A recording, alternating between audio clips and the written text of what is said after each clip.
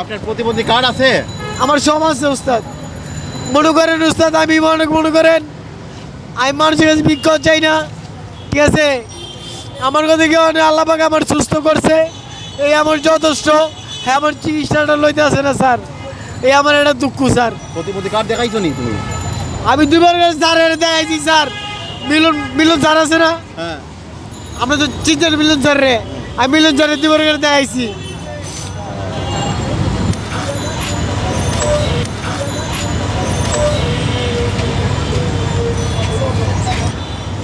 Doctor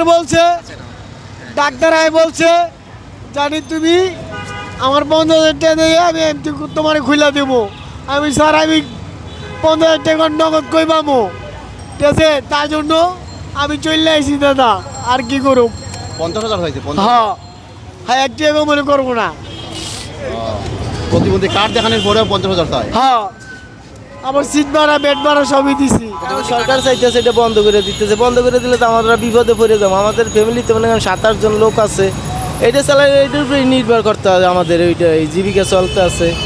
তারপর কিস্তি উঠে গাড়িটা কিনছি 70,000 টাকা, এই 60,000 টাকা দিয়া এই কিস্তি দিতে হয় সপ্তাহে 1300-1400 টাকা।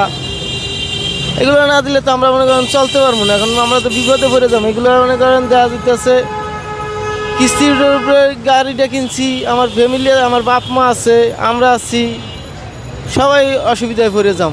সবাই আমার ছেলে মেয়ে আছে 2 জন, এর তো 8 জন, টোটাল 8 জনই রিক্সা চালাই, এই জীবিকা চলতেছে আমার। ঠিক আছে, আমার যদি সরকার যদি এটা বন্ধ করতে চায় করুক, তাহলে আমাদের অন্য কোনো কাজের ব্যবস্থা করে দিব সরকার। আমরা তো সরকারের বিরোধিতা করছি না, সরকার যদি বন্ধ করতে চায় করুক, তাহলে আমাদের একটা কাজের ব্যবস্থা করে দেব। আমি যে কিস্তি উড়ে যে রিক্সাটা কিনছি, তাহলে আমি কিস্তিটা দিব কোথা থেকে?